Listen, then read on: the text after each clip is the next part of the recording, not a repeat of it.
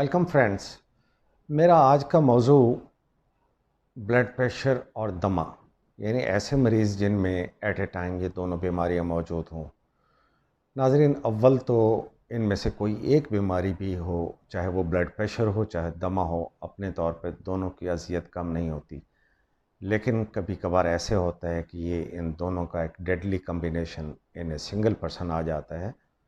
तो ऐसे में कुछ ख़ास किस्म की हिदायत होती हैं। मैं चाहता हूँ ऐसे लोग मेरी बातों को तवज्जो से सुन लें, ये उनके लिए बहुत मुफीद बातें हैं। ख़ास तौर पे इशारा मेरा इस चीज़ की तरफ है कि दमा और ब्लड प्रेशर जब इकट्ठे आ जाते हैं तो डॉक्टरों को एक परेशानी लाक हो जाती है। एक दवाई अगर एक तरफ दमे को फ़ायदा दे रही है तो दूसरी तरफ वही दवाई ब्लड प्रेशर के लिए नुकसानदेह हो सकती है। एक दवाई अगर ब्लड प्रेशर को फ़ायदा दे रही है तो वही दवाई अस्थमा को बढ़ा रही होती है। मसलन डॉक्टर आम तौर पे अस्थमा के लिए, ब्रोंकियल अस्थमा के लिए वेंटोलिन या बीटा एगोनिस्ट दवाइयाँ लिखते हैं। उससे सांस में तो रिलीफ हो जाता है, मगर उससे दिल की धड़कन तेज़ होती है और रिफ्लेक्सली टैकीकार्डिया और फिर ब्लड प्रेशर बढ़ जाता है। अब देखें, इस दवाई ने दमे को फ़ायदा किया मगर ब्लड प्रेशर बढ़ा दिया। फिर डॉक्टर्स बीटा ब्लॉकर लिखते हैं ब्लड प्रेशर को ठीक करने के लिए। बीटा ब्लॉकर से ब्लड प्रेशर नीचे आ जाता है, साथ ही दमा बिगड़ जाता है। सो एक कंट्राडिक्टरी सिचुएशन होती है। ऐसे में लाइफस्टाइल की बहुत ज़्यादा अहमियत हो जाती है एलॉन्ग विद द मेडिसिन जो आपको डॉक्टर तजवीज़ करें।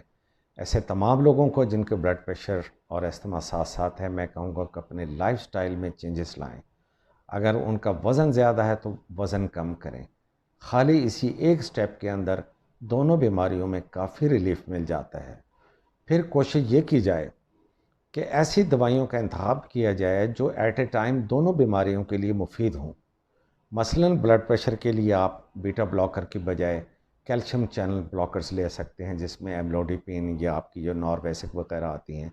ये वेज़ोडाइलेटरी दवाएं हैं, ब्लड प्रेशर को भी ठीक करती हैं, साथ साथ में जो ब्रोंकाई का या लंग्स के स्मूथ मसल्स होते हैं एल्वेओलाई के, उनको रिलैक्स करती हैं। तीसरे नंबर पे ऐसी दवाइयाँ आती हैं जिनको हम एस इनहिबिटर्स कहते हैं। मैं ये तजवीज़ करता हूँ कि ब्लड प्रेशर और दमा जब साथ साथ आ जाए तो नॉर्वेसिक कैल्शियम चैनल ब्लॉकर के बाद S inhibitors drug of choice होते हैं। एक और बहुत ही काम का नुक्ता मैं अपने देखने वालों के गोश गुजार करना चाहता हूँ, वो ये है कि अव्वल तो जो हाइपरटेंशन है, ब्लड प्रेशर है, ये मोर देन 90% केसेस में इडियोपैथिक होती है। This is called the essential hypertension. लेकिन एस्थमा में इसकी पैथोजेनेसिस थोड़ी सी डिफरेंट हो सकती है। ऐसे लोग जो एस्थमा या COPD का शिकार हैं, उनके चूँकि ब्लड में ऑक्सीजन लेवल नीचे होता है उनकी ब्रेथलेसनेस की वजह से, तो as a compensation blood pressure rise कर जाता है। ऑक्सीजन लेवल को बेहतर करने के लिए ब्लड प्रेशर राइज कर जाता है। ऐसी सूरत में सिर्फ ब्लड प्रेशर को नीचे करना, उससे अस्थमा और बढ़ जाता है। इसलिए ऐसे मरीज़ों में जिन्हें दमा के साथ साथ हाई ब्लड प्रेशर हो, तो अपनी तवज्जो दमे की तरफ ज़्यादा रखिए। जब आप ब्लड के अंदर ऑक्सीजन सैचुरेशन बढ़ा देते हैं तो रिफ्लेक्सली टैकीकार्डिया और रिफ्लेक्सली ब्लड प्रेशर बढ़ने से रुक जाता है। ब्लड प्रेशर देने वाले दवाइयों से पहले आप एक अपना best control on the over the asthma और COPD करके देखें। अगर कंट्रोल नहीं होता then you should start the anti hypertensive medicine.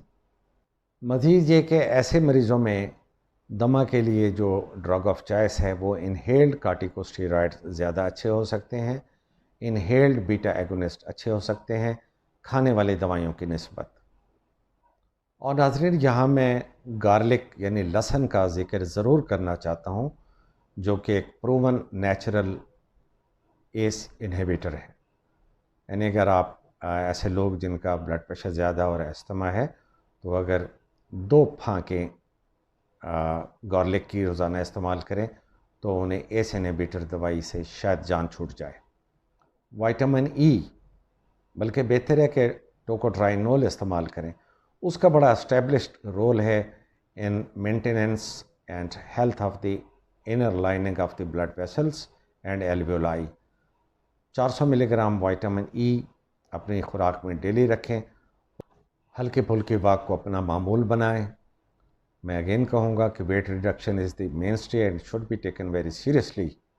And in the last but not the least, nitric oxide ये एक ऐसा केमिकल है जो कि हमारे जिस्म में पैदा होता है और ये एक बेहतरीन पोटेंट वेज़ोडाइलेटर है। ये ब्लड प्रेशर में कमी करता है। एक बेहतरीन टेक्निक मैं आपको बताता हूँ ऐसे लोगों के लिए जो एट ए टाइम दमा और ब्लड प्रेशर का, हाई ब्लड प्रेशर का शिकार हैं। वो नेज़ल हमिंग किया करें।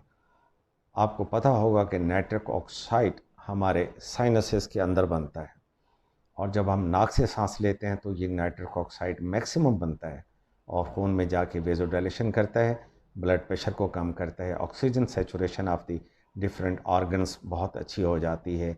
एक टेक्निक होती है नेज़ल हमिंग की, मैं आपको करके दिखाता हूँ। आप नाक से सांस लें और इसके बाद आवाज़ निकालते हुए नाक से सांस खारिज करें। ज़रा गौर कीजिए।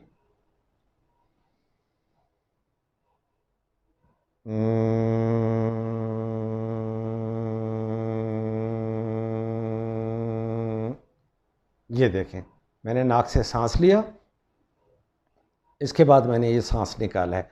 ये जो आवाज़ के साथ सांस निकालना है, इससे ख़ास किस्म की वाइब्रेशन पैदा होती है और नाक के अंदर, बोन्स के अंदर जो एक नेचुरल नाइट्रिक ऑक्साइड है, उसकी प्रोडक्शन 20 से 30 गुना बढ़ जाती है and it has a potent vasodilatory effect. This is called the nasal humming.